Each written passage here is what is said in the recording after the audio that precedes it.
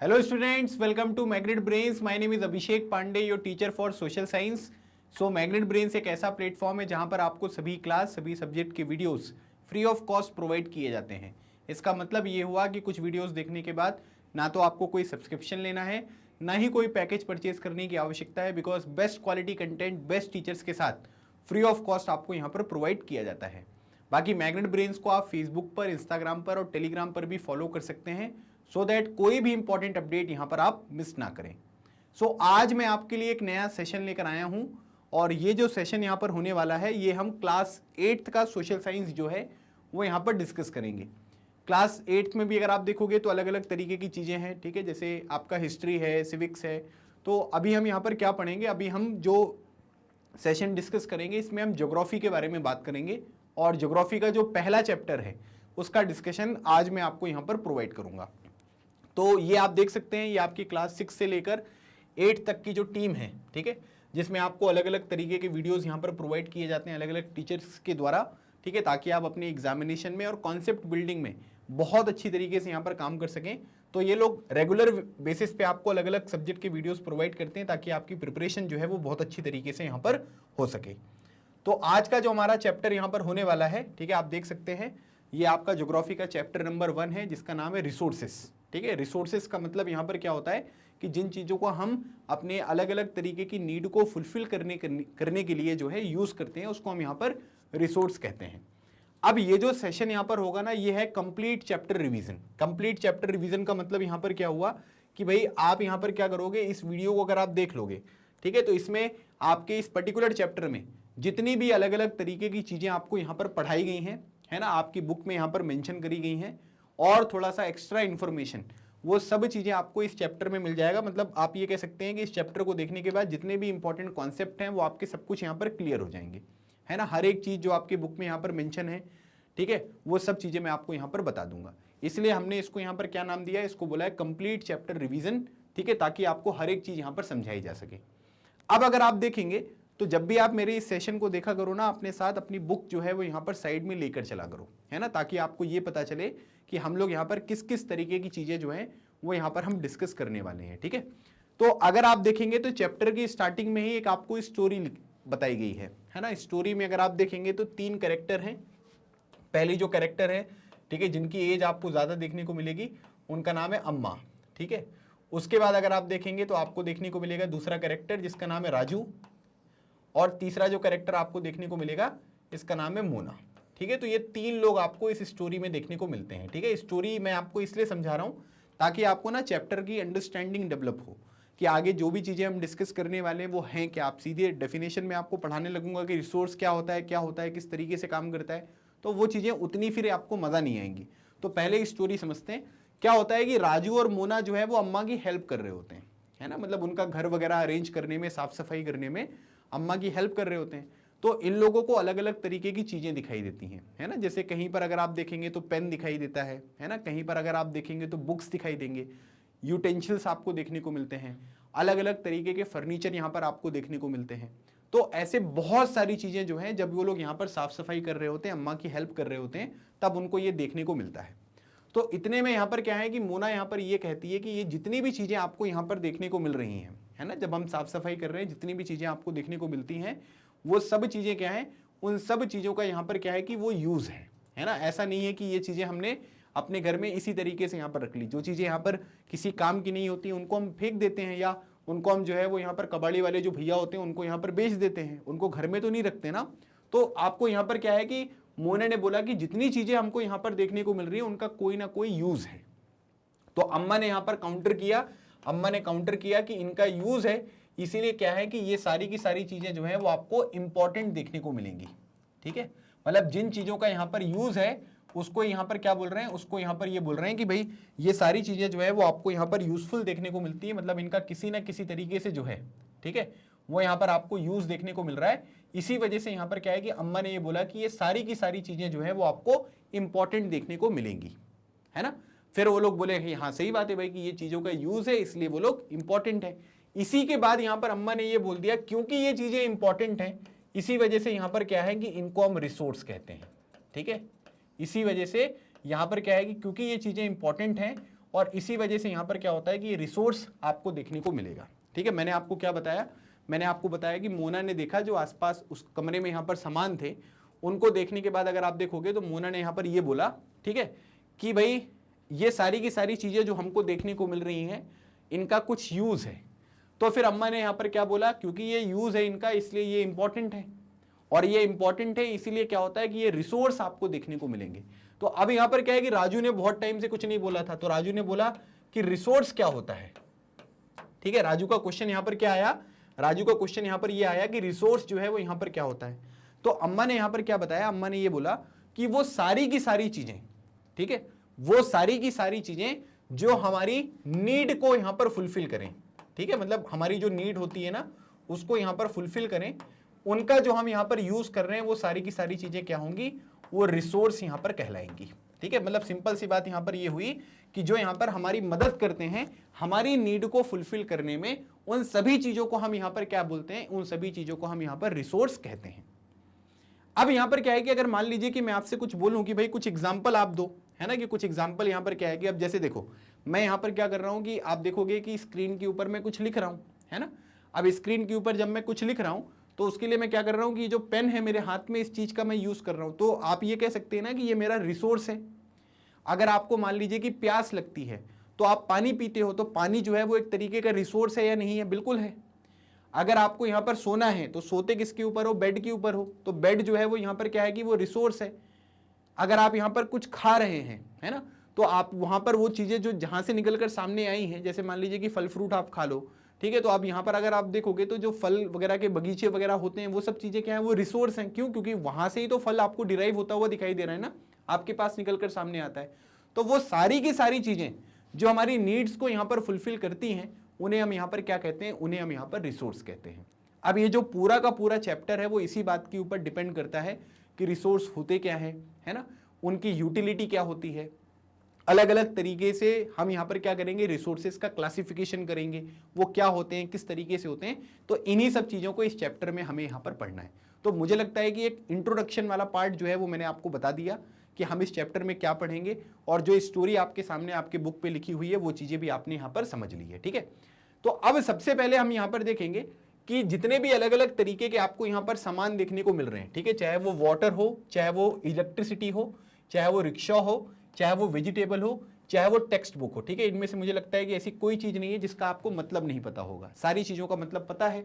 इन सब चीज़ों में अगर आप देखोगे तो इन सब चीज़ों में एक चीज़ आपको कॉमन देखने को मिलेगी, है ना, मतलब आप ये देख सकते हैं कि इतनी डाइवर्सिटी के बाद भी, है ना, वाटर अलग चीज़ है, इलेक्ट्रिसिटी अलग है, रिक्शा अलग है, वेजिटेबल अलग है ना, किताबें अलग हैं, लेकिन उनमें अगर आप देखेंगे तो वहाँ पर क्या है कि कुछ चीज़ें जो हैं वो आपको कॉमन देखने को मिलती है। मतलब कि इन सब चीज़ों में एक चीज़ कॉमन है, वो क्या है, they have all been used by you so they have utility. मतलब आप ये कह सकते हैं कि इन सब चीज़ों का प्रयोग जो है वो मैं करता हूं, आप करते हो, हमारे जैसे जो दूसरे लोग हैं वो सभी करते हैं। तो इसका मतलब यहां पर क्या हुआ कि इनकी कुछ यूटिलिटी है, इनका कुछ उपयोग है, तभी तो हम इनका यूज कर रहे हैं ना। तो ये सारी की सारी चीजों का हम क्या करते हैं कि उपयोग करते हैं, और इसी वजह से ये बोल सकते हैं कि सो दे हैव यूटिलिटी।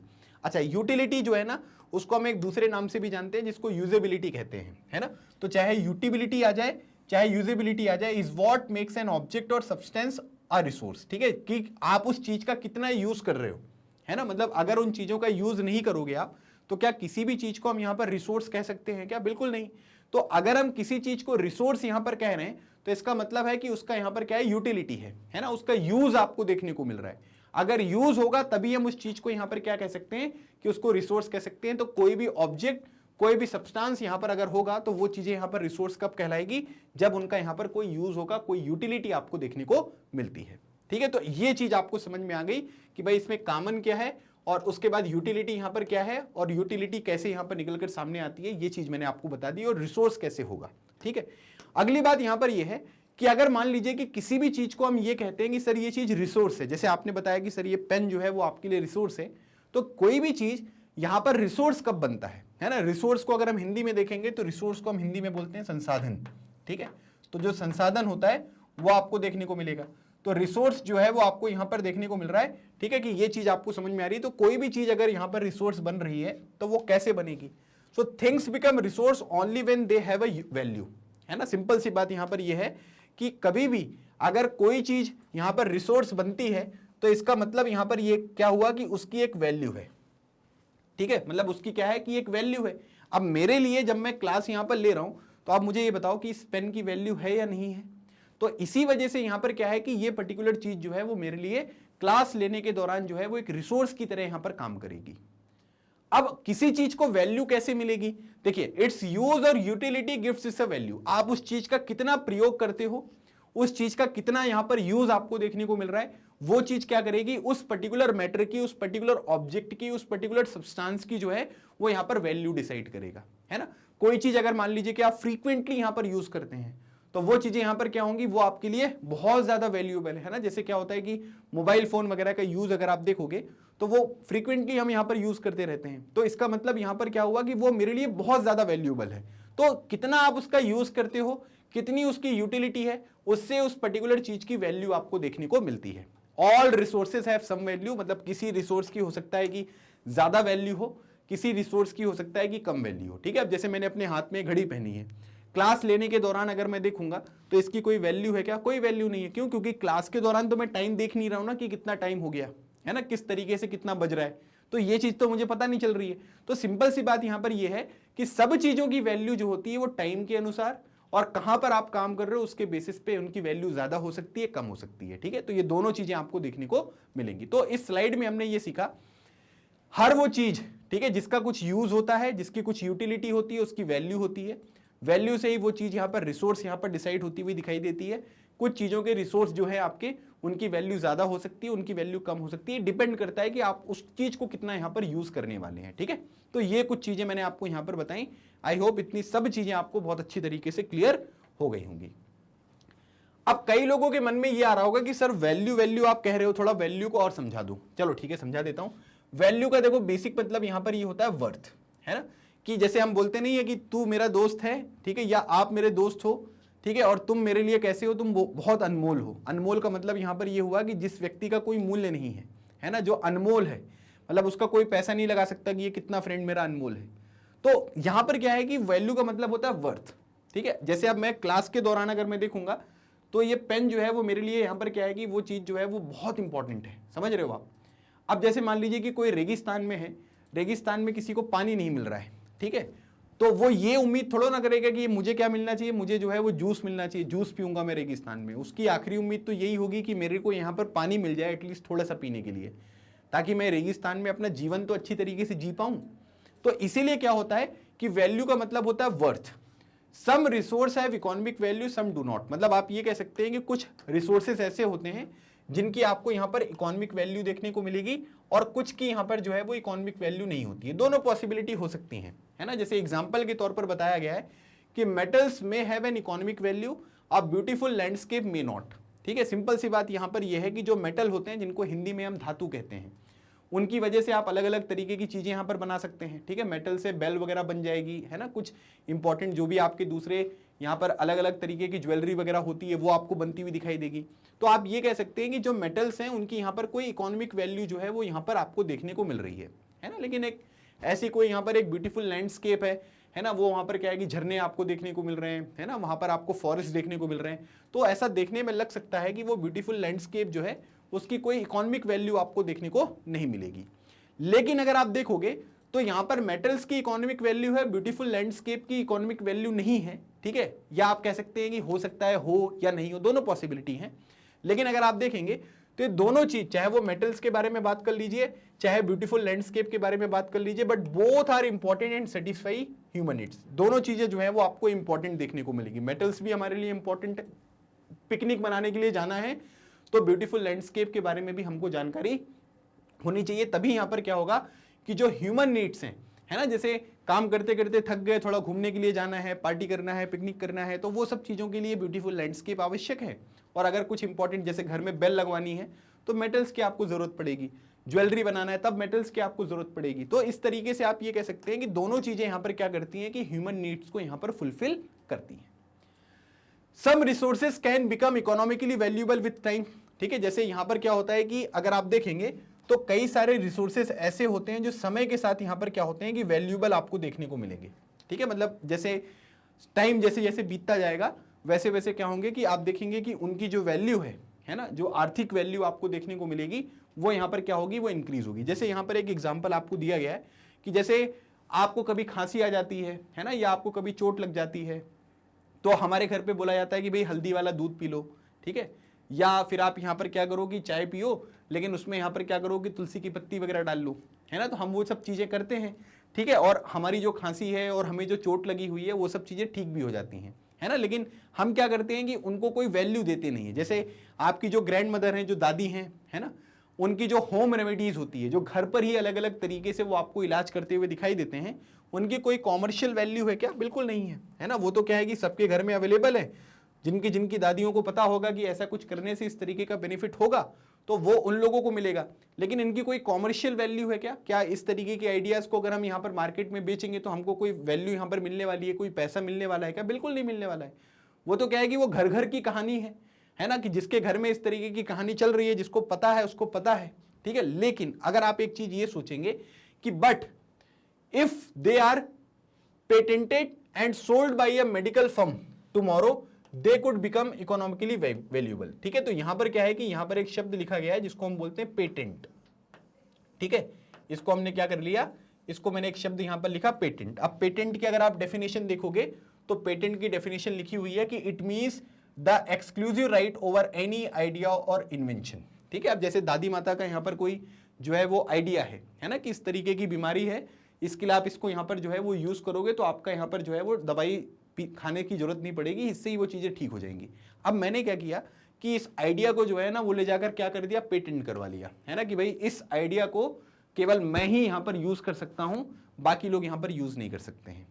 तो इन फ्यूचर अगर मान लीजिए कि कभी किसी को इस तरीके की प्रॉब्लम होगी, है ना, तो वो इस आइडिया का प्रयोग करेगा, या मेरे द्वारा बनाए गए जो यहाँ पर दवाइयां हैं, या जो भी यहाँ पर आप ये कह सकते हैं कि जो भी है ना, हम लोग यहाँ पर अलग अलग तरीके की ड्रिंक वगैरह कुछ भी बना सकते हैं, तो उससे जो भी बेनिफिट यहाँ पर होगा, जब आप उसको बेचोगे तो उससे आपको क्या मिलेंगे, पैसे मिलेंगे कि नहीं मिलेंगे। तो आप यहाँ पर ये समझ सकते हैं कि कुछ चीजें जो है वो क्या हो सकती हैं कि समय के साथ जो है वो उनकी इकोनॉमिक जो वैल्यू है वो आपको बढ़ती हुई दिखाई दे सकती है, या आप ये कह सकते हैं कि इकोनॉमिकली जो है वो वैल्यूएबल समय के साथ होते हुए दिखाई देंगे।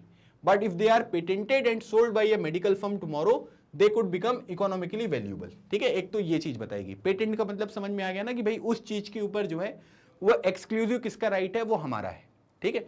अब जैसे आप ये वीडियो देख रहे हैं, इस वीडियो के ऊपर जो एक्सक्लूसिव राइट है वो किसका है, वो मैग्नेट ब्रेन्स का एक्सक्लूसिव राइट आपको देखने को मिलेगा, ठीक है। दूसरी बात, time and technology are two important factors that can change substances into resources, ठीक है। मतलब आप ये कह सकते हैं कि दो चीजें जो यहां पर किसी भी सब्सटेंस को, मतलब कोई भी चीज हो सकती है एक्स वाई जेड, अगर हमें क्या करना है कि उसको रिसोर्स यहां पर बनाना है, ठीक है, तो हम यहां पर क्या करेंगे, हम लोग जो है उसमें टाइम और टेक्नोलॉजी का यूज करेंगे। अच्छा, टेक्नोलॉजी का मतलब ये हुआ कि it is the application of latest knowledge and skill doing और मेकिंग थिंग्स, ठीक है। मतलब कि जो भी अलग अलग तरीके से यहां पर जो लेटेस्ट नॉलेज है ना, या आप ये कह सकते हैं कि जो स्किल वगैरह होती है उसको करने में जो भी चीजों का हम प्रयोग करते हैं उसको हम टेक्नोलॉजी कहते हैं। जैसे पहले क्या होता था कि ब्लैक बोर्ड पर क्लासेस लगती थी, है ना, आज के टाइम पीरियड पर फिर अलग अलग वीडियोस बनाने के फॉर्मेट यहाँ पर आए, आजकल स्मार्ट बोर्ड पर क्लासेस वगैरह होती हैं। तो ये सब क्या है, ये टेक्नोलॉजी की मदद से ही यहाँ पर पॉसिबल हो पाया है। तो आप ये कह सकते हैं कि दो चीजें आपसे पूछ लेंगे 1 मार्क में कि वो दो चीजें कौन सी हैं जिसकी वजह से हम सब्सटेंसेस को रिसोर्सेस में यहाँ पर चेंज कर सकते हैं। तो पहला आपको देखने को मिलेगा टाइम, और दूसरा आपको देखने को मिलेगा टेक्नोलॉजी। तो समय के साथ कुछ चीजें जो है वो बदलती रहती हैं, है ना, उनकी वैल्यूज आपको देखने को मिलेंगी, और टेक्नोलॉजी के साथ जो है उन चीजों को हम थोड़ा और अच्छा यहाँ पर बना सकते हैं। Both are related to the needs of the people, क्योंकि दोनों चीजें यहाँ पर क्या होंगी, दोनों चीजें टेक्नोलॉजी और टाइम, है ना, ये दोनों चीजें किससे रिलेटेड है, वो लोगों की किस तरीके की जरूरत है उस पर डिपेंड करती हुई आपको देखने को मिलती है। People themselves are the most important resource, ठीक है। अब कई लोगों को ये लगता है कि हम लोग यहाँ पर क्या है, इंसान जो है वो रिसोर्स हैं क्या, तो भाई इंसान जो है वो सबसे बड़े रिसोर्स हैं। जो टेक्नोलॉजी यहाँ पर बनाई है, जो अलग अलग तरीके की डिस्कवरीज, इन्वेंशंस आपको देखने को मिलते हैं, चाहे वो मेडिकल की फील्ड में हो, चाहे वो आईटी सेक्टर की फील्ड में हो, ये सब काम कौन कर रहा है, ये सब काम तो लोग ही कर रहे हैं ना। और इसी वजह से यहाँ पर आपको एक बात ये ध्यान रखनी है कि जो लोग होते हैं वो यहाँ पर आपको मोस्ट इंपॉर्टेंट रिसोर्स जो है वो देखने को मिलते हैं। तो यहाँ पर क्या हुआ, टाइम एंड टेक्नोलॉजी जो है वो दो इंपॉर्टेंट फैक्टर है जिसकी वजह से किसी भी सब्सटेंस को हम यहाँ पर चेंज कर सकते हैं रिसोर्सेस में, है ना। ये दोनों चीजें किस बात पे निर्भर करती हैं कि लोगों की जरूरत किस तरीके की है ना। लोगों की जिस तरीके की जरूरत होगी उस तरीके से चीजें चेंज होंगी, बदलेंगी, और उनके बेसिस पे क्या होगा कि नई नई चीजें जो है वो मार्केट में आपको आती हुई दिखाई देंगी, ठीक है। और लोग भी यहाँ पर क्या है कि जो लोग हैं वो भी आप ये कह सकते हैं कि मोस्ट इंपॉर्टेंट रिसोर्स हैं, क्योंकि उनके द्वारा भी अलग अलग तरीके की चीजें यहाँ पर डेवलप करी जाती हैं, जो आपको यहाँ पर डेली बेसिस पे अलग अलग तरीके की जो नीड्स होती हैं उनको यहाँ पर फुलफिल करती हैं, ठीक है। इतनी बातें सारी क्लियर हो गई आपको, ठीक है। अगर आप अपनी बुक में देखते चलोगे तो आपको सब चीजें जो है वो समझ में आएंगी कि कौन कौन सी चीजें हम यहाँ पर पढ़ रहे हैं और किस सिस्टमेटिक फॉर्मेट से हम उन चीजों को यहाँ पर कवर कर रहे हैं। कभी भी किसी भी जगह पर अगर आपको कोई डाउट लगता है तो कमेंट सेक्शन आप सबके लिए ओपन है, आप उस पर जो है वो जरूर यहाँ पर मेंशन करना, सो दैट मैं आपको आपकी जो डाउट्स हैं उनको आसानी से यहाँ पर क्लियर कर सकूं, ठीक है। चलिए आगे बात करते हैं। अगली बात हो रही है कि इट इज देयर आइडियाज, मतलब हम लोग यहाँ पर क्या कह रहे हैं कि हम ये कह रहे हैं कि भाई जो यहाँ पर पीपल हैं वो मोस्ट इंपॉर्टेंट रिसोर्स आपको देखने को मिलेंगे, ठीक है। आप क्वेश्चन यहाँ पर ये बन जाएगा पेपर में कि भाई लोगों को, है ना, जो लोग हैं उनको हम मोस्ट इंपॉर्टेंट रिसोर्स क्यों कहते हैं, इस बात को आप थोड़ा जस्टिफाई करो। तो इस क्वेश्चन के आंसर में आपको यहाँ पर क्या क्या लिखना पड़ेगा ये मैं आपको बताता हूं। जैसे क्या होता है कि लोगों के जो आइडियाज हैं, है ना, जो लोगों की नॉलेज है, इन्वेंशंस हैं एंड डिस्कवरीज हैं that lead to the creation of more resources, ठीक है। मतलब लोग यहाँ पर क्या करते हैं कि किसी ने सोचा होगा, है ना, कि भाई हम क्या कर सकते हैं कि इस तरीके की टेक्नोलॉजी का यूज करके, है ना, हम जो टीचिंग वगैरह का यहाँ पर पूरा का पूरा काम होता है इसको इस तरीके से बना सकते हैं, है ना। फिर उसके बाद अपने ज्ञान का प्रयोग, है ना, कि भाई आपको कितनी नॉलेज है उस नॉलेज का यूज कर सकते हो आप, जो अलग अलग तरीके की खोज होती हैं, डिस्कवरीज वगैरह होती हैं, तो इन सब चीजों का यूज करके आप और भी अलग अलग तरीके के जो रिसोर्सेस हैं वो आप यहां पर क्रिएट कर सकते हो, है ना। मतलब आप ये कह सकते हैं कि यहां पर क्या हो रहा है कि चीजें जो है वो अलग अलग तरीके से देखने को मिल रही हैं। आज के टाइम पीरियड पर पहले क्या हुआ था कि जब मोबाइल को बनाया गया था तो उसमें अलग अलग तरीके से चीज़ों का यूज़ होता था, है ना। बेसिकली अगर आप देखोगे तो मैसेज के लिए, कॉल के लिए हम चीज़ों का यूज़ करते थे। फिर उसमें इंटरनेट आया, इंटरनेट के बाद अलग अलग तरीके की चीज़ें आपको देखने को मिलती है। आज मोबाइल के माध्यम से, कंप्यूटर के माध्यम से ऐसी बहुत सारी चीज़ें हैं जो आप अपने घर बैठे यहाँ पर कर सकते हो, ठीक है। ये सेशन आप देख रहे हो, कहाँ पर देख रहे हो भाई, ये मोबाइल फ़ोन पर या अपने जो कंप्यूटर है उस पर देख रहे हो। आप कहीं बाहर गए हो क्या, या आपको कहीं स्कूल जाने की आवश्यकता पड़ी क्या? नहीं, ये सब क्या है, ये डिजिटल जो चीज़ें हैं उनकी वजह से ये चीज़ें पॉसिबल हो पाई हैं। और इसमें क्या हुआ है, इसमें अलग अलग तरीके के आइडियाज, नॉलेज, इन्वेंशन, डिस्कवरीज का प्रयोग किया गया है, जिससे हमने क्या किया कि और भी अलग अलग तरीके के जो रिसोर्सेस हैं उनको यहां पर क्रिएट किया है। ईच डिस्कवरी और invention leads to many others, ठीक है। जब यहां पर क्या होता है कि जब हमने यहां पर सोचा था कि कोई भी डिस्कवरी जब यहां पर होती है, जब कोई भी इन्वेंशन यहां पर होता है तो उससे बाकी सब अलग अलग तरीके की चीजें आपको देखने को मिलेगी, ठीक है। जैसे बल्ब की खोज करी गई, किसने करी बल्ब की खोज, कमेंट सेक्शन में मेंशन करिएगा। देखते हैं आप में से किसको पता है कि जो बल्ब है, बल्ब, इसको यहां पर किसने इन्वेंट किया था। और आज के टाइम पीरियड पर अलग अलग तरीके की लाइट्स हम यहां पर देखते हैं, है ना, जगमगाती हुई लाइट। तो आप ये कह सकते हैं कि एक डिस्कवरी से, एक इन्वेंशन से बहुत सारी चीजें होती हैं जो यहां पर डिस्कवर होती हुई आपको दिखाई देती हैं।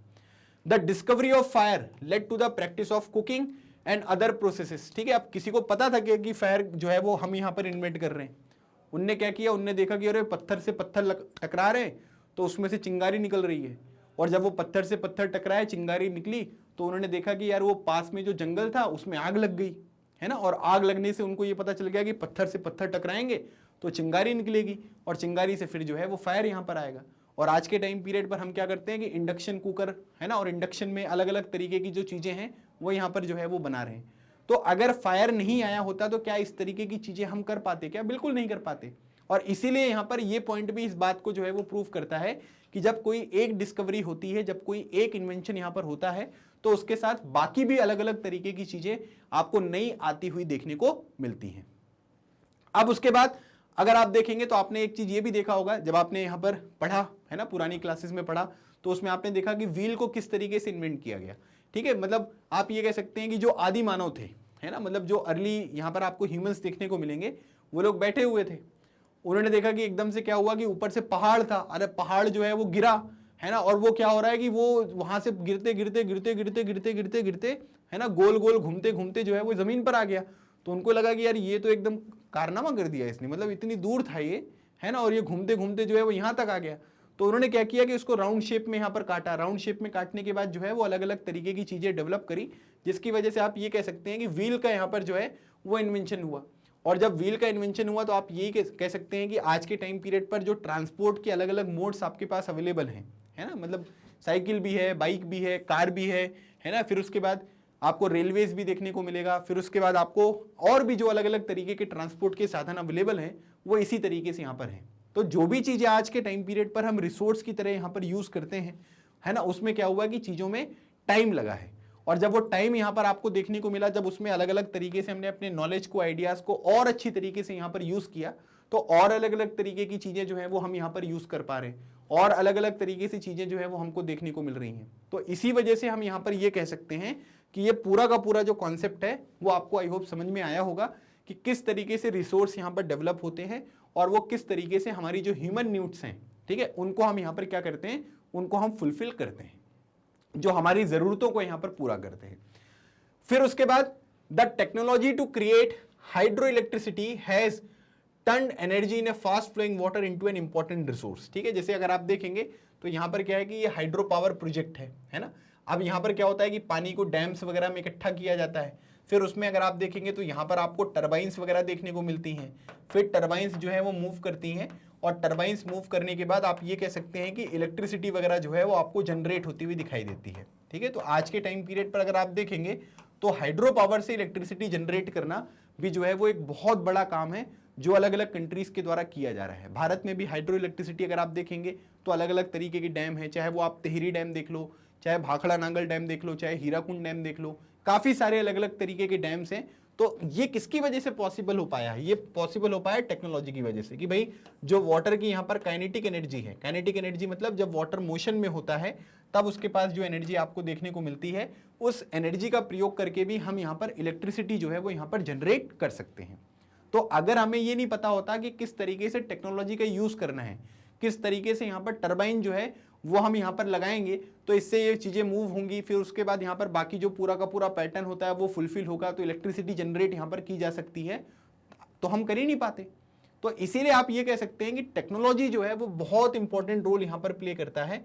किस चीज में? जो भी यहाँ पर कोई भी इंपॉर्टेंट रिसोर्स अगर हम यहाँ पर डेवलप करते हैं, है ना, या किसी चीज का हम यहाँ पर यूज करते हैं, तो उसमें क्या होता है कि टेक्नोलॉजी का कॉन्ट्रीब्यूशन जो है वो एक बड़े स्केल पर आपको देखने को मिलता है।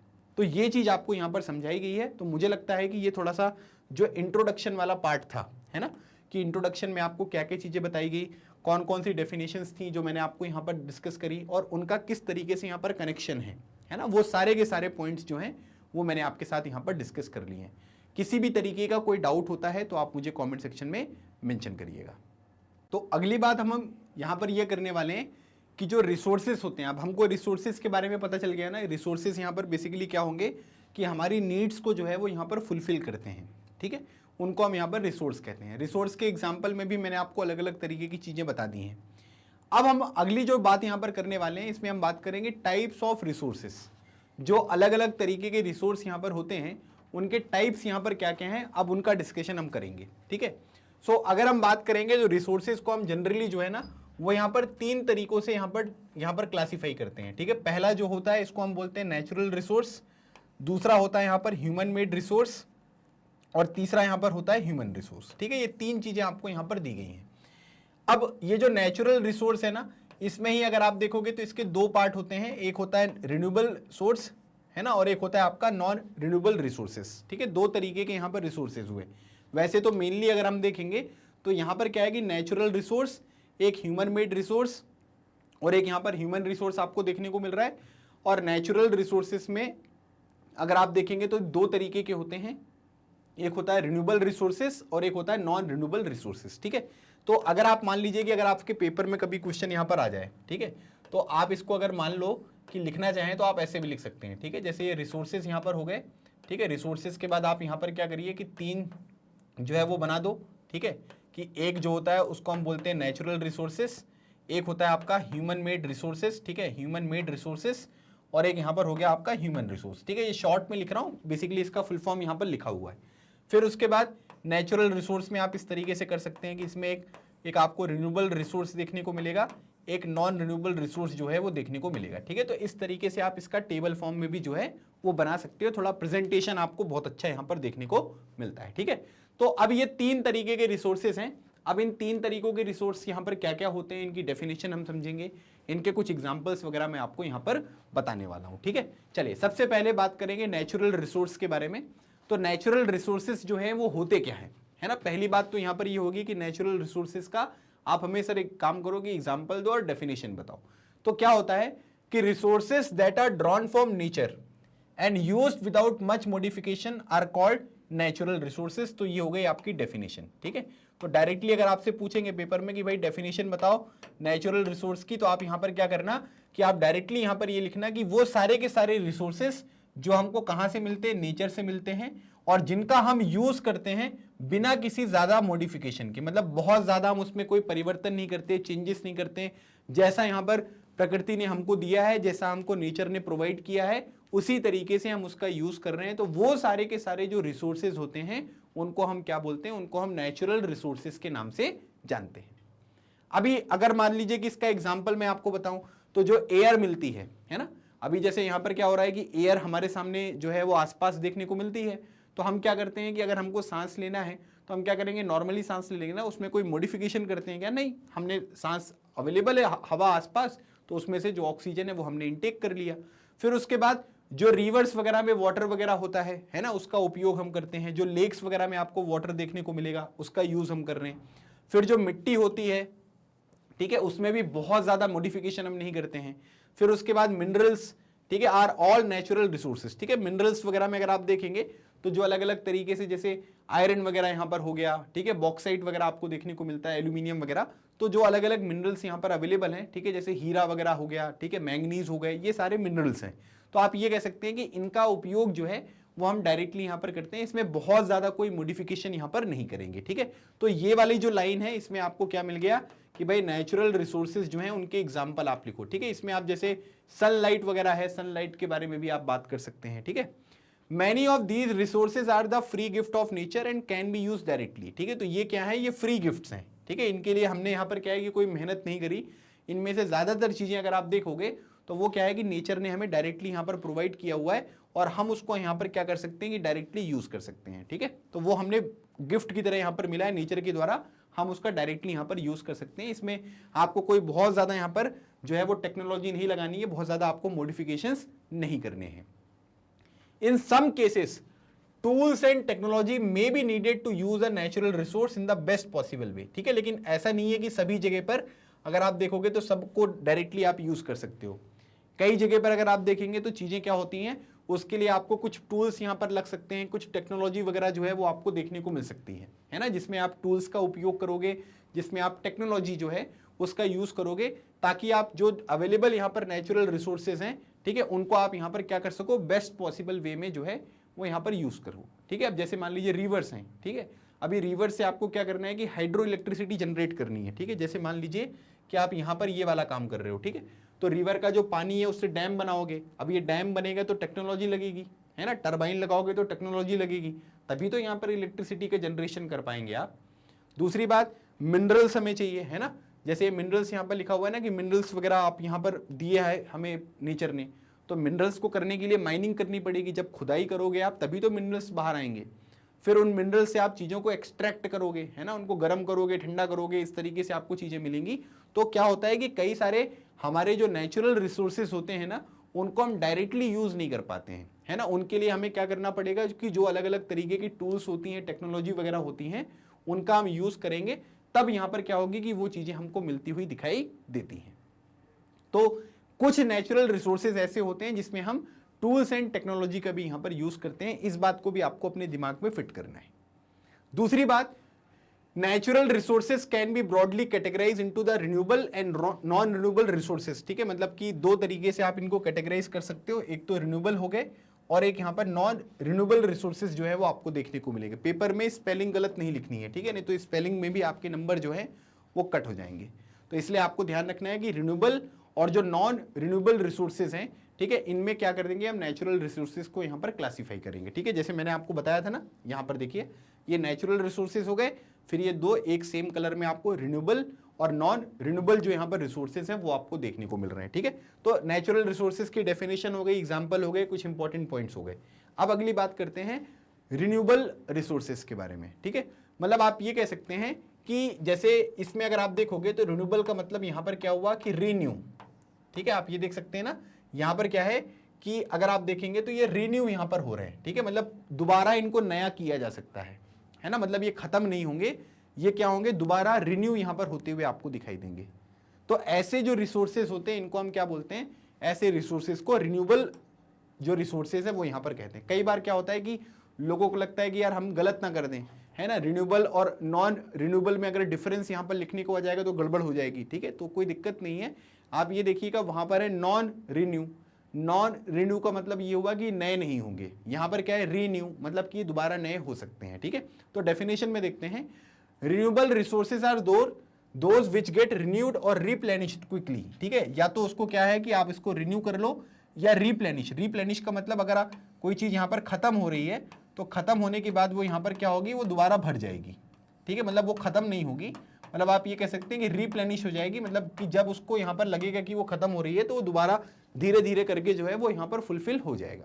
तो उसमें यहाँ पर आप ये देख सकते हैं कि वो चीजें जो है वो खत्म नहीं होंगी।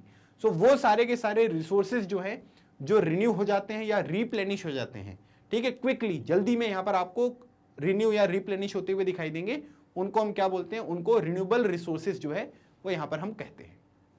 दूसरी बात, some of these are unlimited and are not affected by human activity such as solar and wind energy. ठीक है, मतलब कई तो इसमें आप ये देख सकते हैं कि कुछ रिन्यूएबल रिसोर्सेज ऐसे होते हैं जो अनलिमिटेड आपको देखने को मिलेंगे। इसका मतलब ये हुआ कि ह्यूमन एक्टिविटीज से इनके कोई फर्क नहीं पड़ेगा। जैसे सोलर एनर्जी देख लो आप, विंड एनर्जी देख लो, है ना, मनुष्य कुछ भी करे, जो सूरज की गर्मी है वो यहाँ पर क्या हो रही है, वो यहाँ पर जो रेडिएशन आ रहे हैं सोलर रेडिएशन वो कम होते हैं क्या, बिल्कुल नहीं होते।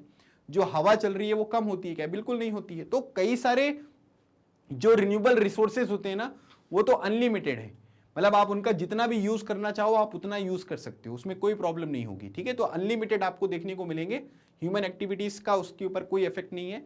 जैसे सोलर हो गया और विंड एनर्जी आपको देखने को मिल रहा है। ठीक है, सोलर एनर्जी भी आपको वैसी ही देखने को मिलेगी, विंड एनर्जी भी आपको वैसी ही देखने को मिलेगी। Yet careless use of certain renewable resources like water, soil and forest can affect there stock.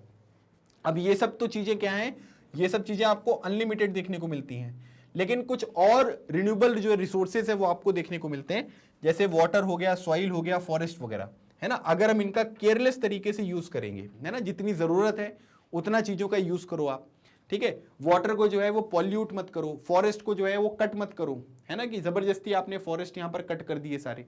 तो आप ये कह सकते हैं कि अगर इनका केयरलेस यूज हम डायरेक्टली यहाँ पर करते रहेंगे तो यहाँ पर क्या होगा कि जो पूरा का पूरा स्टॉक है, ठीक है, वो आप ये कह सकते हैं कि उसके ऊपर जो है वो प्रभाव पड़ता हुआ दिखाई दे सकता है, वो स्टॉक जो है वो यहाँ पर कम हो जाएगा।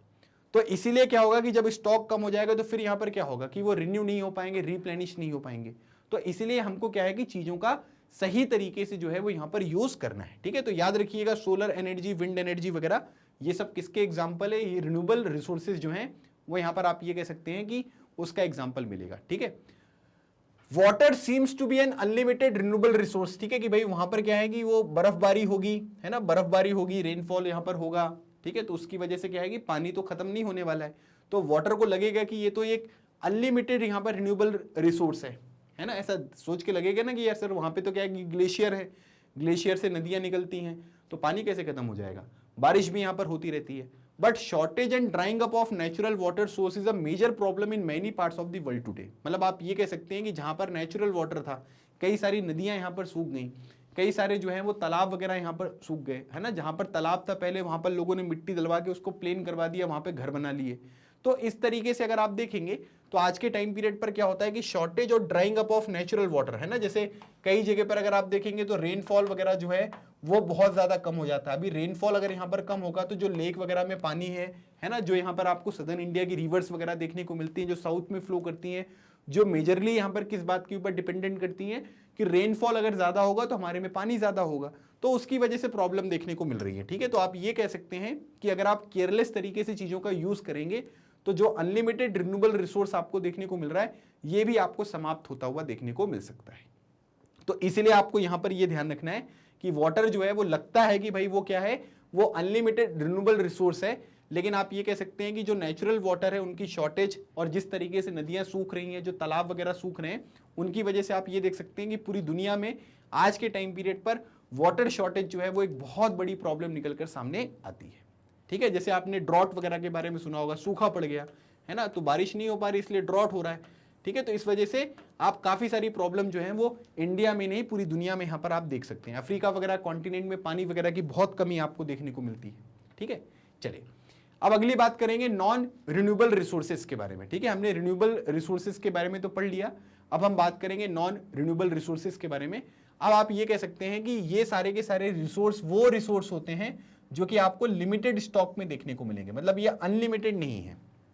ठीक है, ये कैसे हैं, ये आपको लिमिटेड स्टॉक में देखने को मिलेंगे। अब अगर मान लीजिए कि ये जो स्टॉक्स आपको देखने को मिल रहे हैं अगर ये खत्म हो गए, it may take 1000 of years to be renewed or replenish. मतलब आप ये कह सकते हैं कि जैसे रिन्यूएबल रिसोर्सेज में मैंने आपको क्या बताया था, रिन्यूएबल रिसोर्सेज में मैंने आपको बताया था कि यहां पर जो ये रिन्यू हो रहे हैं या जो रिप्लेनिश हो रहे हैं वो जल्दी हो जाएंगे, है ना, क्विकली आपको देखने को मिलेंगे।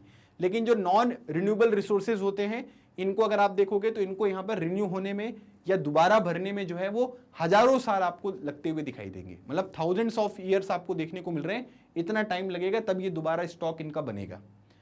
Since this period is much more than the human life span such resources are considered non renewable. ठीक है, अब हम लोग थोड़ा ना जीवित रहते हैं, हम लोग 1000 साल तक जीवित रहेंगे क्या, नहीं, बिल्कुल नहीं। ठीक है, आज के टाइम पीरियड पर 60 65 70 साल बहुत है, और जिस तरीके से हमारी लाइफस्टाइल चेंज हो रही है किसी का कोई भरोसा नहीं है कि कब कौन चला जाएगा है ना, समझ में आ रहा है आपको। कई लोगों को लगेगा कि बहुत फिट है ना, लेकिन फिर पता चलेगा कि अगले दिन यहाँ पर क्या हो गया कि गड़बड़ हो गई। तो इसीलिए क्या होता है कि हमारा इतना लाइफ स्पैन तो नहीं है जितना क्या हो रहा है कि इन चीजों को रिप्लेनिश होने में या रिन्यू होने में लग रहा है ना। तो इसी वजह से आप यहाँ पर ये कह सकते हैं कि इस तरीके के जो रिसोर्सेज होते हैं ना, इनको हम क्या बोलते हैं, इनको नॉन रिन्यूएबल जो रिसोर्सेज है वो यहाँ पर कहते हैं। ठीक है, अब क्वेश्चन यहाँ पर ये आ सकता है कि नॉन रिन्यूएबल रिसोर्सेज को नॉन रिन्यूएबल रिसोर्सेज क्यों कहा जाता है। ठीक है, तो सिंपल सी बात है कि ये क्या है, ये लिमिटेड है। दूसरी बात यहाँ पर क्या है कि इनको रिन्यू रिप्लेनिश होने में 1000 of years लगते हैं, है ना, और ये जो टाइम है वो यहाँ पर ह्यूमन लाइफ स्पैन से ज़्यादा है, और इसी वजह से हम इसको यहाँ पर नॉन रिन्यूएबल जो यहाँ पर रिसोर्सेज हैं वो यहाँ पर कहते हैं। ठीक है, समझ में आ गया आपको।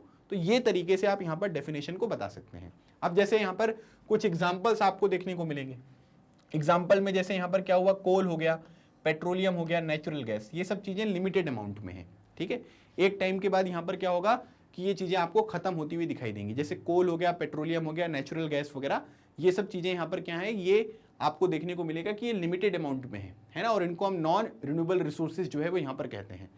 The distribution of natural resources depends upon number of physical factors like terrain, climate and altitude. ठीक है, अगर हम यहाँ पर देखेंगे तो जो नेचुरल रिसोर्सेज होते हैं, ठीक है, जो भी डिस्ट्रीब्यूशन यहाँ पर होता है नेचुरल रिसोर्सेज का, अगर आप देखेंगे तो वो किस बात के ऊपर निर्भर करता है, वो इस बात के ऊपर निर्भर करता है कि जैसे अगर आप एक चीज़ समझो यहाँ पर, ठीक है, जैसे मैं आपको एक पॉइंट यहाँ पर ये समझा रहा हूँ कि अभी तक जैसे मैंने यहाँ पर नॉन रिन्यूएबल रिसोर्सेज के बारे में आपको पढ़ाया। ठीक है, तो नॉन रिन्यूएबल रिसोर्सेज में यहाँ पर क्या क्या चीज़ें हो जाएंगी, तो एक तो ये पॉइंट हो गया, ये 2 पॉइंट हो गए, ये 3 पॉइंट हो गए, और उसके बाद यहाँ पर क्या है कि ये चौथा वाला पॉइंट जो है ये आपको एग्जाम्पल देखने को मिलेगा। ठीक है, अब इसमें अगर हम बात करेंगे नेचुरल रिसोर्सेज के बारे में, तो नेचुरल रिसोर्सेज का मतलब यहाँ पर क्या हुआ कि इसमें रिन्यूएबल रिसोर्सेज के बारे में भी बात कर रहे हैं हम, नॉन रिन्यूएबल जो रिसोर्सेज है उनकी बात कर रहे हैं। ठीक है, तो जो भी नेचुरल रिसोर्सेज का यहाँ पर क्या होगा कि जो भी डिस्ट्रीब्यूशन होता है, डिस्ट्रीब्यूशन मतलब कि कहाँ पर कितने नेचुरल रिसोर्सेज आपको देखने को मिलेंगे, तो ये कुछ फैक्टर्स के ऊपर डिपेंड करते हैं। ठीक है,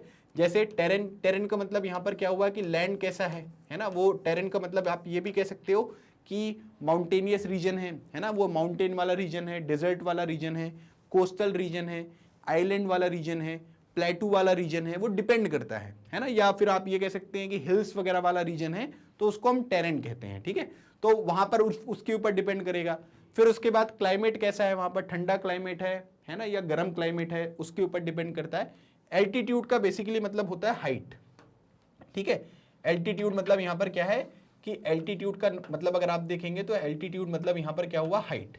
ठीक है, तो इसके ऊपर डिपेंड करता है। तो इन सब चीज़ों के ऊपर क्या होता है कि ये सारा का सारा जो आपके यहाँ पर नेचुरल रिसोर्सेज होते हैं वो डिपेंड करते हैं। अब जैसे एग्जांपल मैं आपको बताऊं, अब जैसे मान लीजिए कि टेरेन है, ठीक है, तो टेरेन में अगर आप देखोगे तो डेजर्ट वगैरह में क्या है कि डेजर्ट वगैरह में अलग तरीके का टेरेन है ना। जैसे अगर आप देखेंगे तो प्लेटू जो होते हैं, ठीक है, जैसे मालवा प्लेटू, डेक्कन प्लेटू, ये सब चीजें हैं ना। तो प्लेटू वाले जो रीजन होते हैं, तो प्लेटू वाले रीजन में क्या होते हैं कि मिनरल्स वगैरह जो है वो आपको ज्यादा देखने को मिलते हैं, ठीक है, जो मिनरल्स होते हैं वो ज्यादा होते हैं। तो इस तरीके से चीजें आपको देखने को मिल रही हैं।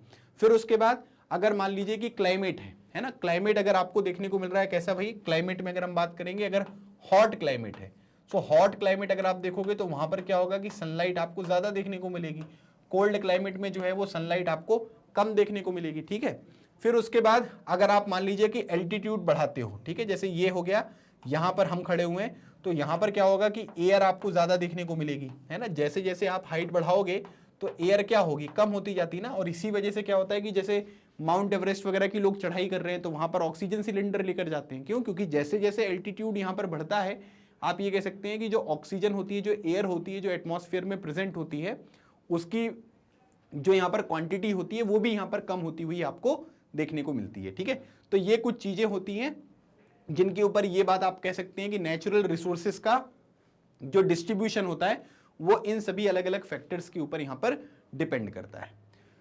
The distribution of resources is unequal because these factor differ so much over the earth, ठीक है। अब क्या होता है कि जो टेरेन है, ठीक है, जो आपका क्लाइमेट है, जो आपका एल्टीट्यूड है, ठीक है। अब ये क्या है कि हमारे देश में भी अगर आप देखोगे तो वो यहाँ पर क्या है कि सब जगह पर बराबर नहीं है ना।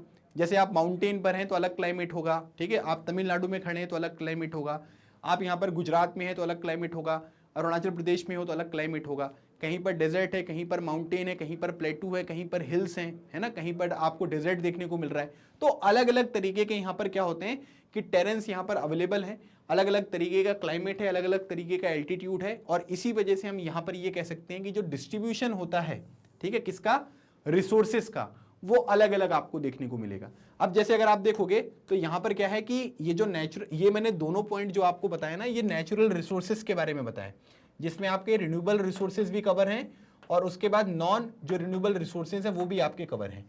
अब जैसे अगर आप देखेंगे तो यहां पर क्या होता है कि जैसे कोल है, अब कोल सब जगह मिलता है क्या? बिल्कुल नहीं, है ना। कोल अगर आप देखोगे तो आपको कहां कहां पर मिलेगा, जैसे मध्य प्रदेश में हो गया, झारखंड में हो गया, उड़ीसा वगैरह में हो गया, ठीक है, तो वहां पर आपको कोल मिलेंगे। पेट्रोलियम सब जगह पर होता है क्या? नहीं, पेट्रोलियम भी आपको कई जगह पर देखने को नहीं मिलता है, ठीक है, जैसे बॉम्बे हाई वगैरह हो गया, ठीक है, या फिर दिग्बोई एक ऑयल रिफाइनरी है जो कि आपको आसाम में देखने को मिलती है, ठीक है। तो ऐसी ऐसी जगह पर आपको देखने को मिलते हैं। तो इसी वजह से यहाँ पर ये बोला जा रहा है कि जो यहाँ पर ये अलग अलग फिजिकल फैक्टर्स होते हैं उनकी वजह से ही डिस्ट्रीब्यूशन जो है वो आपको अलग अलग देखने को मिलता है, ठीक है। बात समझ में आ गई? तो ये था हमारा पूरा डिस्कशन, जिसमें यहाँ पर क्या हुआ कि हमने नेचुरल रिसोर्सेज के बारे में और रिन्यूएबल और नॉन रिन्यूएबल रिसोर्सेज के बारे में पढ़ा। अच्छा, यहाँ पर एक डेफिनेशन आपको देखने को मिल रही है छोटी सी, जिसको बोलते हैं स्टॉक ऑफ रिसोर्सेज, ठीक है। स्टॉक ऑफ रिसोर्स का मतलब होता है कि it is the amount of resource available for use, ठीक है। अगर मैं बोल रहा हूं कि भाई हमारे पास इतना स्टॉक है रिसोर्स का, तो इसका मतलब यहां पर क्या हुआ कि इतनी चीजें हमारे पास अवेलेबल हैं जिनका हम यहां पर यूज कर सकते हैं, ठीक है। तो ये चीज आपको बताई जाती है जिसको हम बोलते हैं स्टॉक ऑफ रिसोर्स, ठीक है। तो आई होप ये सारी चीजें आपको यहां पर समझ में आई होंगी जितनी मैंने अभी तक आपको एक्सप्लेन करी हैं। सो अब हमारा अगला जो यहाँ पर टाइप ऑफ रिसोर्सेज में हम पढ़ने वाले हैं, इसमें अभी हमने नेचुरल रिसोर्सेज के बारे में पढ़ लिया, उसके दो पार्ट हमने पढ़ लिए, रिन्यूएबल और नॉन रिन्यूएबल, ठीक है। अब अगला जो हमारा यहाँ पर ये टाइप हम पढ़ेंगे, इसमें हम बोलेंगे कि ह्यूमन मेड रिसोर्सेज यहाँ पर क्या होते हैं, ठीक है।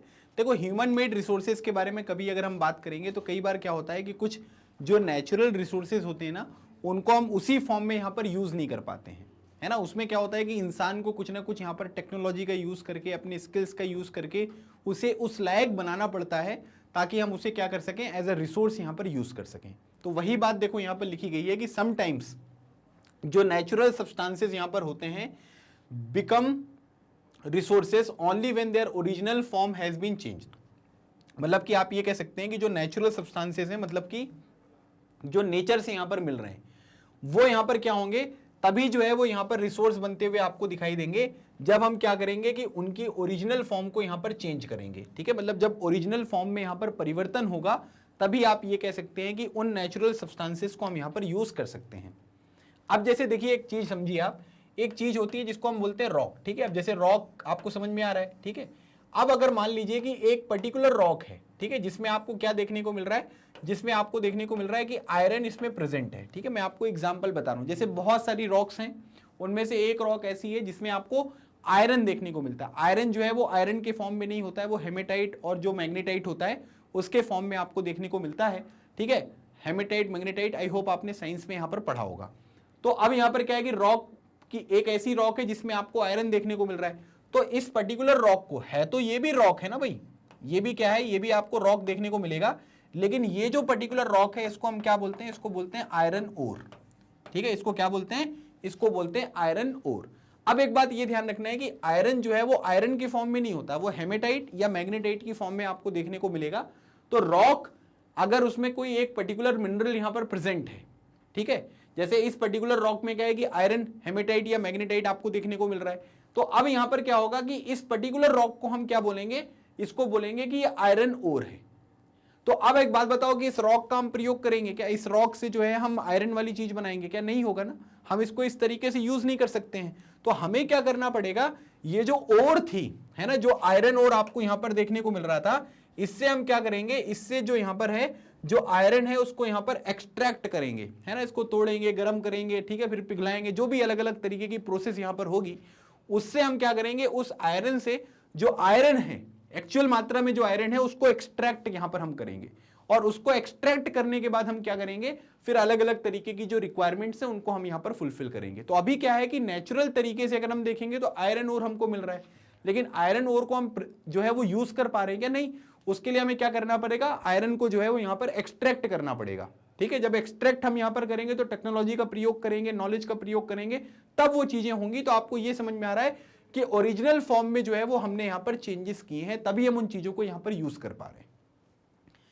People use natural resources to make buildings, है ना, बिल्डिंग वगैरह बनाने के लिए नेचुरल रिसोर्सेज का यूज करते हो, है ना, ब्रिजेस का, रोड्स का, मशीनरी का, जो भी अलग अलग तरीके के व्हीकल्स होते हैं, गाड़ियां होती हैं, वो बनाने में यूज करते हो, which are known as human made resources, ठीक है। तो मतलब आप ये कह सकते हैं कि ये सब चीजें जो बनाई गई हैं, है ना, जो बिल्डिंग्स बनाई गई हैं, जो ब्रिजेस, रोड्स, मशीनरी वगैरह बनाई गई हैं, इन सब चीजों का यहां पर क्या करते हैं कि हम यूज करते हैं। लेकिन ये सब चीजें किसने बनाई है, ये मनुष्यों ने बनाई है, और इसी वजह से हम इनको यहां पर क्या करते हैं, इनको हम यहां पर ह्यूमन मेड रिसोर्स जो है वो यहां पर कहते हैं। Technology is also human made resource, ठीक है। ये जो टेक्नोलॉजी आपको देखने को मिल रही है, आप जहां पर ये मोबाइल फोन में या लैपटॉप में अपनी क्लासेस यहां पर देख रहे हो, ये सब चीजें क्या हैं, ये सब चीजें टेक्नोलॉजी हैं। और टेक्नोलॉजी को बनाया किसने है, टेक्नोलॉजी को बनाया है मनुष्यों ने। और इसीलिए यहां पर क्या बोला जा रहा है कि टेक्नोलॉजी भी जो होती है वो एक तरीके की ह्यूमन मेड रिसोर्स है, मतलब वो सारे के सारे रिसोर्स जो मनुष्य यहां पर बनाता है, जो इंसान यहां पर बना रहा है, उसको हम क्या बोलते हैं, उसको बोलते हैं ह्यूमन मेड रिसोर्स। जिसमें आप ये एग्जांपल देख सकते हैं, बिल्डिंग हो गए, ब्रिजेस हो गए, रोड्स, मशीनरी, व्हीकल्स वगैरह, ये सब इसी कैटेगरी में आपको देखने को मिलेंगे, ठीक है। समझ में आ गया सभी को ह्यूमन मेड रिसोर्स यहां पर क्या होता है, किस तरीके से यहां पर ये काम करेगा। चलिए आगे बढ़ते हैं। अब हम बात करेंगे ह्यूमन रिसोर्सेस के बारे में, है ना। या ह्यूमन रिसोर्स जो यहां पर है वो भी एक तरीके का टाइप है, क्योंकि मैंने आपको बताया था एक नेचुरल रिसोर्स पढ़ेंगे हम, एक ह्यूमन मेड रिसोर्स पढ़ेंगे, और एक ह्यूमन रिसोर्स या ह्यूमन रिसोर्सेस के बारे में हम पढ़ेंगे। People can make the best use of nature to create more resources when they have the knowledge, skill and the technology to do so। अगर मान लीजिए कि हमारे पास यहाँ पर क्या है कि जो भी नेचर हमको यहाँ पर प्रोवाइड करता है ना, या जो नेचुरल रिसोर्सेज होते हैं उनका यूज करके हम क्या कर सकते हैं कि और भी ज्यादा रिसोर्सेज को हम यहाँ पर बना सकते हैं, ठीक है। अब जैसे अगर आप देखोगे तो आयरन है ना, अब अगर आयरन होता तो आयरन के कुछ ही यूज होते, लेकिन इंसानों के पास यहां पर क्या था कि ये चीज की नॉलेज थी कि हम आयरन को किस तरीके से यहां पर यूज कर सकते हैं। तो आयरन से जो है अलमीरा भी बना दिया, ब्रिज भी बना दिया, बिल्डिंग भी बना दी, और अलग अलग तरीके के जो स्ट्रक्चर्स हैं वो भी यहां पर बना दिए, काफी सारे काम कर दिए। तो इसका मतलब यहां पर ये हुआ कि नेचर में जो भी यहां पर अवेलेबल रिसोर्सेज हैं उनसे अगर हम और रिसोर्सेज यहां पर बनाना चाहते हैं तो इसके लिए हमें क्या चाहिए पड़ेगा, इसके लिए हमें नॉलेज की आवश्यकता पड़ेगी, स्किल की आवश्यकता पड़ेगी, और टेक्नोलॉजी की यहां पर आवश्यकता होगी। अगर मान लीजिए कि हमारे पास आयरन था, ठीक है, अगर हमको ये नहीं पता होता कि आयरन को मेल्ट करके, है ना, इसकी मेल्टिंग करके जो है हम क्या कर सकते हैं कि इसको रीशेप कर सकते हैं, किसी दूसरे शेप में भी हम यहां पर फॉर्म कर सकते हैं। तो आप ये कह सकते हैं क्या कि अलग अलग तरीके की जो अलग अलग शेप्स हमको यहां पर आयरन के देखने को मिलते हैं, आयरन का यूज करके, वो पॉसिबल हो पाता क्या, नहीं हो पाता। तो इसमें क्या है, इसमें नॉलेज है, स्किल है ना। अब अब अगर आपके पास स्किल नहीं होती तो इसको क्या करते हैं आप, गैस पे जलाते हैं ना, कि गैस पे इसको ठंडा करते हैं, मतलब इसको पिघलाते हैं। आपको नहीं पता होता कि कितना हाई टेम्परेचर की आवश्यकता होगी, बॉइलिंग पॉइंट क्या होता है, मेल्टिंग पॉइंट यहां पर क्या होता है, ये सब चीजें कैसी होंगी, ये सब नॉलेज है, स्किल है और टेक्नोलॉजी होनी चाहिए आपके पास। सबसे इंपॉर्टेंट बात यहां पर ये है, ठीक है। अगर आपको टेक्नोलॉजी के बारे में नहीं पता होगा तो आप क्या कर सकते हैं कि जो अवेलेबल रिसोर्सेस हैं उनसे और ज्यादा रिसोर्सेस आप यहां पर नहीं बना सकते। जैसे आपने देखा होगा कि कई बार आप लोग जाते होंगे, ठीक है, और आपको यहां पर अलग अलग जो शोरूम्स वगैरह देखने को मिलते होंगे। आपने देखा होगा कि कई शोरूम्स पे क्या होता है कि बहुत ऊपर तक गाड़ियां खड़ी होती हैं, है ना, मतलब गाड़ी जो है वो आपको 4th फ्लोर पे या 5th फ्लोर पर खड़ी हुई दिखाई देती हैं। आप लोग यही सोचते होंगे कि ये ऊपर कैसे पहुंची, है ना, तो उसमें भी क्या है, उसमें भी टेक्नोलॉजी है ना, कि उनको लिफ्ट करके वहां पर पहुंचाया गया है ना, तो वो सब चीजें आपको यहां पर समझनी है। That is why human beings are a special resource. और इसी वजह से क्या होता है कि जो मनुष्य है, जो ह्यूमन बींग्स है, वो आपको रिसोर्स देखने को मिलते हैं। मतलब इंसान जो है वो एक रिसोर्स ही है, उसका नॉलेज यहां पर कैसा है, उसकी स्किल्स कैसी हैं, वो टेक्नोलॉजी को किस तरीके से यूज कर पाता है, अपनी टेक्नोलॉजी को वो किस तरीके से बनाता है, ये सब चीजें जो है वो यहां पर आवश्यक होती है। और इसी वजह से हम यहां पर ये कह सकते हैं कि ह्यूमन बींग्स जो हैं वो एक स्पेशल रिसोर्स की कैटेगरी में आपको देखने को मिलेंगे। पीपल आर ह्यूमन रिसोर्सेस, और इसीलिए बोला जा रहा है कि लोग जो होते हैं वो ह्यूमन रिसोर्सेज यहां पर होते हैं। तो हम सभी लोग, हम सभी लोग यहां पर क्या है कि रिसोर्स हैं, है ना। वो रिसोर्स कितना यूजफुल यहां पर होगा वो इस बात के ऊपर डिपेंड करता है कि हमारे पास नॉलेज कितनी है, स्किल कितनी है और टेक्नोलॉजी कितनी है, ठीक है। जब हमारे पास ये सब चीजें अवेलेबल होंगी तब हम यहां पर ये कह सकते हैं कि चीजों का हम सही तरीके से यहां पर यूज कर पाएंगे, ठीक है। समझ में आ रहा है? कोई भी डाउट अगर होता है तो आप मुझे कमेंट सेक्शन में बताइएगा, ठीक है। तो मैं आपके डाउट्स को पर्सनली जो है वो यहां पर आंसर करूंगा, आप बिल्कुल चिंता मत करना। चलिए, अब उसके बाद अगर बात कर लेते हैं हम यहां पर कि हमको एक चीज ये समझ में आ रहा है कि ठीक है भाई, है ना, इंसान जिसके पास नॉलेज होगी, जिसके पास स्किल होगी, जिसके पास टेक्नोलॉजी होगी, वही एक अच्छा रिसोर्स यहां पर होगा, ठीक है। लेकिन अगर हम एक चीज यहां पर देखेंगे तो अगर किसी भी इंसान को, ठीक है, आप हो या मैं हूं या कोई और हो, अगर हम उसको एजुकेशन प्रोवाइड करते हैं, एक अच्छी हेल्थ प्रोवाइड करते हैं, तो आप ये कह सकते हैं कि आप किसी भी इंसान को एक वैल्यूएबल रिसोर्स यहां पर बना सकते हो, है ना। अगर मान लीजिए कि किसी को एजुकेशन नहीं दी तो उसके पास नॉलेज आएगा क्या, उसके पास स्किल आएगी क्या, नहीं आएगी। दूसरी इंपॉर्टेंट बात है कि अगर मैं बहुत पढ़ा लिखा हूं लेकिन मैं बीमार ही रहता हूं, तो बीमार रहूंगा तो फिर तो क्या होगा, छुट्टियां होने लग जाएंगी, है ना। ऑफिस में लोग मुझे बुलाएंगे, मैं बोल दूंगा मैं बीमार हूं, मैं नहीं आ सकता हूं, तब भी तो मैं एक अच्छा रिसोर्स नहीं हूं ना। इसलिए दोनों चीजों की जरूरत होती है, एजुकेशन की भी आवश्यकता होती है और हेल्थ की भी जरूरत होती है। तभी हम क्या हो सकता है कि एक इंसान जो है एक वैल्यूएबल रिसोर्स जो है वो आपको बनता हुआ दिखाई देगा।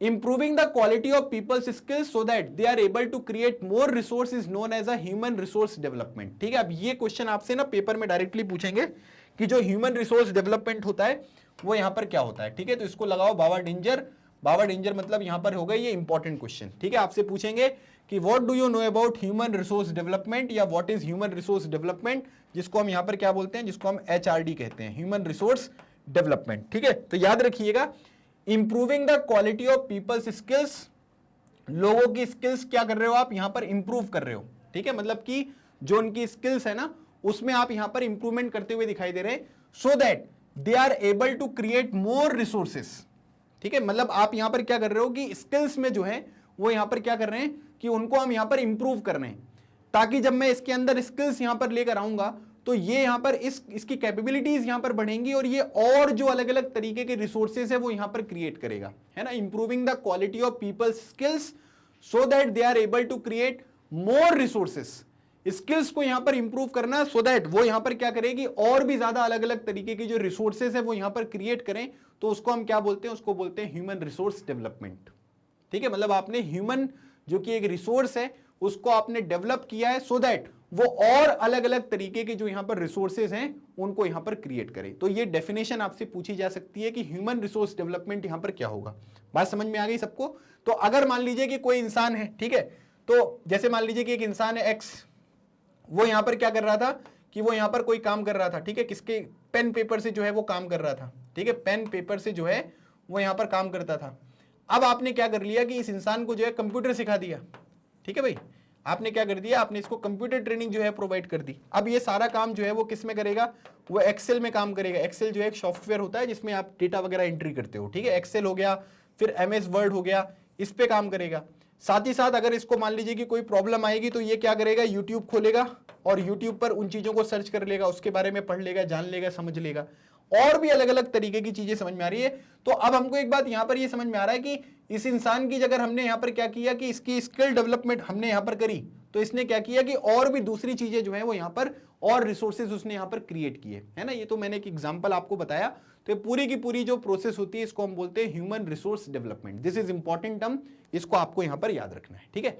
चलिए अब यहां पर क्या है कि एक टर्म और है, ह्यूमन रिसोर्स क्या है ना। तो सिंपल सी बात है, refers to the number, number मतलब है कि quantity and abilities mental and physical of the people, ठीक है। याद रखिएगा जब भी हम यहां पर ह्यूमन रिसोर्स के बारे में बात करेंगे तो यहां पर क्या होता है कि इसमें हम बात कर रहे हैं कि refers to the number and abilities of the people, है ना। मतलब कि आप ये कह सकते हैं कि कितने लोग हैं, ठीक है। जैसे ह्यूमन रिसोर्स के बारे में बात करेंगे तो इसमें कितने लोग हैं और उनकी मेंटल और फिजिकल जो एबिलिटीज होती हैं उसको हम यहां पर ह्यूमन रिसोर्स कहते हैं, ठीक है। मान लीजिए कि 10 लोग हैं, मेंटली फिट है, फिजिकली फिट है, ठीक है। तो वो सारे के सारे क्या हैं, ये एक ह्यूमन रिसोर्स हैं। Though there are differing views regarding the treatment of human as a resource, one can not deny the fact that it is the skills of human, ठीक है, that help in transferring the physical material into the valuable resource, ठीक है। मतलब अब क्या होता है कि ह्यूमन रिसोर्स को लोग अलग अलग तरीके से जो है वो यहाँ पर डिफाइन करते हैं, अलग अलग तरीके के व्यूज होते हैं। लेकिन अगर हम यहाँ पर ह्यूमन रिसोर्स को देखेंगे तो ह्यूमन रिसोर्स का सिंपल सा मीनिंग यहाँ पर ये हुआ कि आपके पास एक स्किल होनी चाहिए जिससे आप कोई भी एक फिजिकल मटेरियल है उसको आप यहाँ पर क्या करो, वैल्यूएबल रिसोर्स में जो है वो यहाँ पर ट्रांसफॉर्म कर दो, है ना। मतलब उसको यहाँ पर क्या करिए कि जो फिजिकल मटेरियल है उसको एक वैल्यूएबल रिसोर्स में यहाँ पर कन्वर्ट कर दो, तो ऐसा जो इंसान होगा वो एक ह्यूमन रिसोर्स यहाँ पर कहलाएगा, ठीक है। सिंपल सी बात यहाँ पर ये है। तो इसमें क्या होता है कि मेंटल और फिजिकल जो एबिलिटीज हैं लोगों की, जिसकी मदद से वो यहाँ पर किसी फिजिकल मटेरियल को वैल्यूएबल रिसोर्स में अगर कन्वर्ट करते हैं तो वो एक ह्यूमन रिसोर्स आपको देखने को मिलेगा, ठीक है। मतलब मनुष्य की स्किल्स के बारे में बात हो रही है कि वो किस तरीके से एक चीज को दूसरी चीज में यहाँ पर कन्वर्ट कर सकता है, ठीक है। तो ये बॉक्स में ह्यूमन रिसोर्स की डेफिनेशन आपकी लिखी हुई है, वो भी मैंने आपको एक्सप्लेन कर दी है, ठीक है।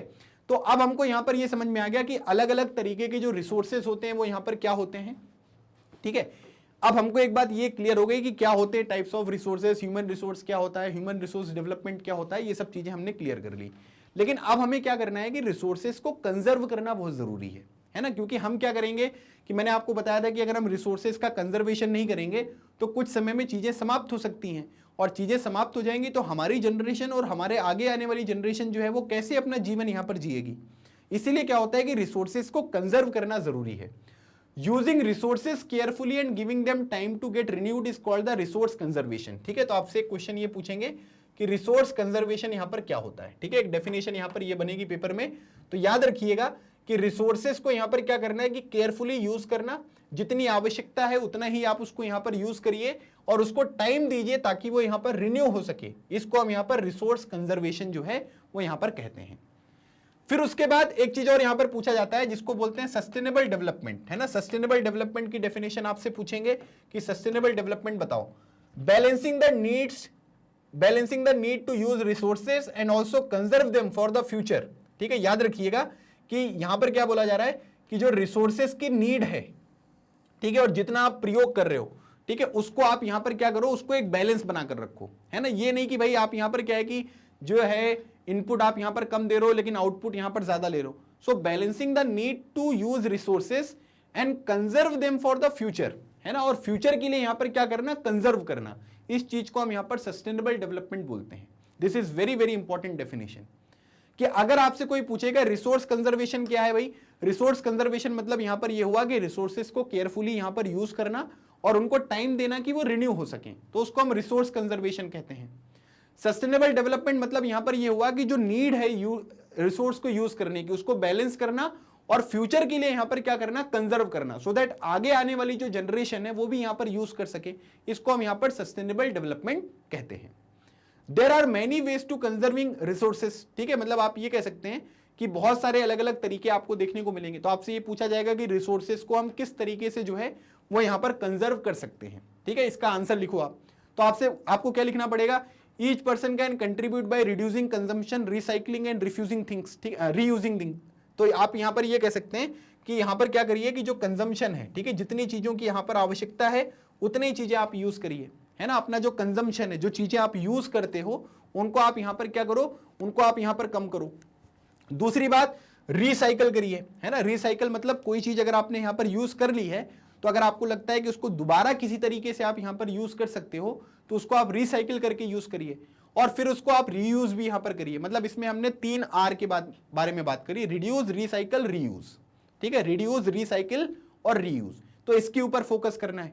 Ultimately it makes a difference because all our lifes are linked. ठीक है, और इसकी वजह से क्या होगा कि कई लोग ये सोचते हैं कि अब सब लोग करेंगे तभी हम भी करेंगे, है ना, लेकिन ऐसा नहीं है। अगर छोटे छोटे स्टेप भी हम अगर यहाँ पर बढ़ाएंगे और कई सारे लोग इस पर्टिकुलर सीरीज में यहाँ पर जुड़ेंगे तो आप देखेंगे कि लाइफ जो है वो यहाँ पर बदलती हुई दिखाई देंगी, क्योंकि सबकी लाइफ जो है वो आपस में ही कनेक्टेड आपको देखने को मिलती है। ठीक है, उसके बाद यहां पर बोला जा रहा है, अगला पॉइंट देखिए कि the future of our planet and its people is linked with our ability to maintain and preserve the life support system that nature provides. ठीक है, मतलब सिंपल सी बात यहां पर यह है कि हम जिस प्लैनेट पे रह रहे हैं, ठीक है, जैसे अर्थ हमारा प्लैनेट है, धरती माता पे हम रहते हैं और यहाँ के जो लोग हैं, ठीक है, वो यहाँ पर क्या है कि आप ये कह सकते हैं कि हम लोगों का जो भी फ्यूचर है, चाहे वो प्लैनेट का फ्यूचर है चाहे वो लोगों का फ्यूचर हो, वो यहाँ पर क्या है, वो इंटरकनेक्टेड है। कि अगर यहां पर क्या है कि हमारा प्लेनेट रहेगा तो हम रहेंगे तो प्लेनेट रहेगा, सिंपल सी बात है। तो हमें क्या करना है कि हमें मेंटेन करना है, प्रिजर्व करना है लाइफ सपोर्ट सिस्टम। ठीक है, जो नेचर ने हमको प्रोवाइड किया भाई साहब, है ना, इतने सारे पेड़ पौधे प्रोवाइड किए, एयर प्रोवाइड किया, तो जो पॉल्यूशन वगैरह है उनको रोकना पड़ेगा हमें। अगर हम उनको रोकेंगे तभी यहां पर क्या हो पाएगा, तभी आप यहां पर ये कह सकते हैं कि हम एक अच्छा लाइफस्टाइल जो है वो इस धरती पर जीते हुए आपको देखने को मिलेंगे। Therefore, it is our duty to ensure that, ठीक है, मतलब हमारी ये ड्यूटी यहां पर ये बनती है कि हम लोग यहां पर क्या करें कि all uses of renewable resources are sustainable, कि भाई जो रिन्यूएबल यहां पर रिसोर्सेज है ना, जिनको यहां पर रिन्यू किया जा सकता है ना, वो यहां पर क्या है, all uses of renewable resources are sustainable, the diversity of life on the earth is conserved। ठीक है, मतलब आप ये कह रहे हैं कि जो भी रिन्यूएबल रिसोर्सेज हैं, ठीक है, उनका जो आप यूज कर रहे हैं वो क्या हो, वो सस्टेनेबल हो, मतलब उनको जितना आपको आवश्यकता है एक प्रॉपर बैलेंस बना रहे और इन फ्यूचर के लिए भी आप यहां पर चीजों को कंजर्व करके रखें, जो सस्टेनेबल डेवलपमेंट मैंने आपको बताया था। The diversity of life on the earth is conserved. ठीक है, जो अलग अलग तरीके की डाइवर्सिटी आपको देखने को मिलती है, जो अलग अलग तरीके के पेड़ आपको देखने को मिल रहे हैं, फ्लोरा फौना आपको देखने को मिल रहा है, ठीक है, रिवर्स आपको देखने को मिल रही है, उनको कंजर्व करें, उनको प्रोटेक्ट करें।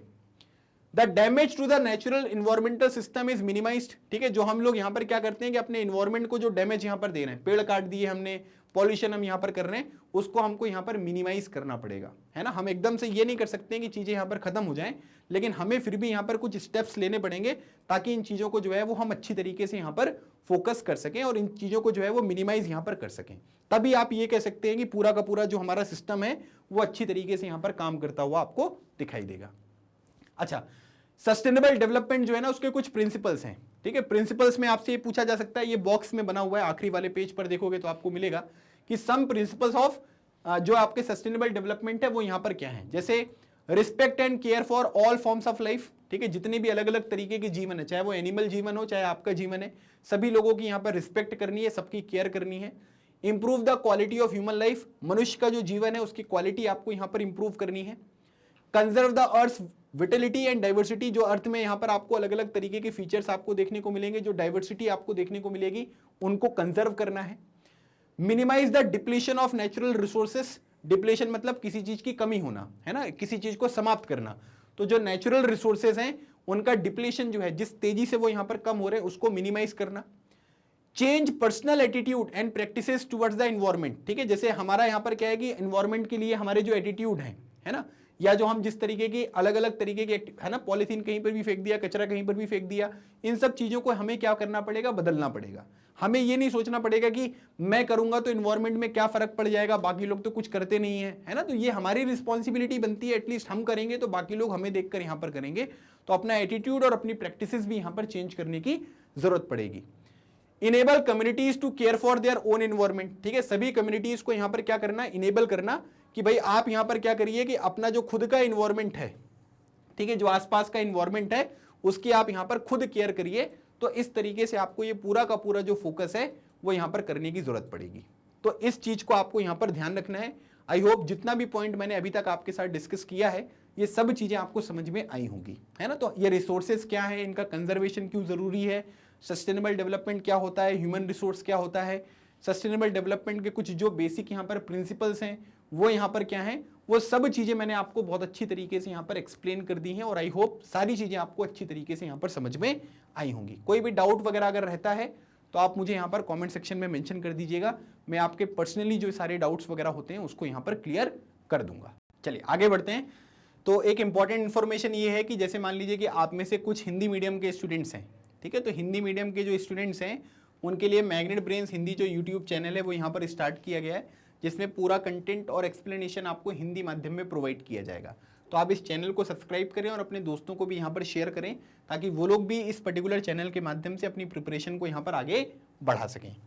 मैग्नेट ब्रेन्स पर आपको केजी से लेकर क्लास 12 तक की जो भी क्लासेस होती है, हर सब्जेक्ट की क्लासेस 100% यहाँ पर आपको फ्री ऑफ कॉस्ट प्रोवाइड की जाती है ना। और आपकी सुविधा के लिए मैग्नेट ब्रेन्स की ऑफिशियल वेबसाइट और ऐप पर सभी क्लास सभी सब्जेक्ट की वीडियोस को एक अरेंज फॉर्मेट में प्रोवाइड किया गया है, तो आप उसे भी यहाँ पर जरूर विजिट करें। तो ये था हमारा कंप्लीट चैप्टर फर्स्ट का रिवीजन, ठीक है, जिसमें मैंने आपको हर एक चीज जो आपकी बुक में यहाँ पर मेंशन करी गई है उसके बारे में मैंने आपको समझाया, पढ़ाया। आपको सेशन कैसा लगा कमेंट सेक्शन में अपना फीडबैक जो है वो जरूर देकर जाइएगा। और अगर आपको सेशन अच्छा लगा है तो सेशन को लाइक करें, चैनल को सब्सक्राइब करें और अपने दूसरे दोस्तों के साथ भी यहाँ पर शेयर करें, ताकि ज़्यादा से ज़्यादा लोग अपनी जो 8th क्लास की प्रिपरेशन है इसको यहाँ पर आगे बढ़ा सकें। अगले सेशन में एक नए टॉपिक के साथ मिलूंगा, तब तक keep smiling and keep preparing. लगे रहो, एग्जाम क्लियर करो। थैंक यू सो मच, जय हिंद।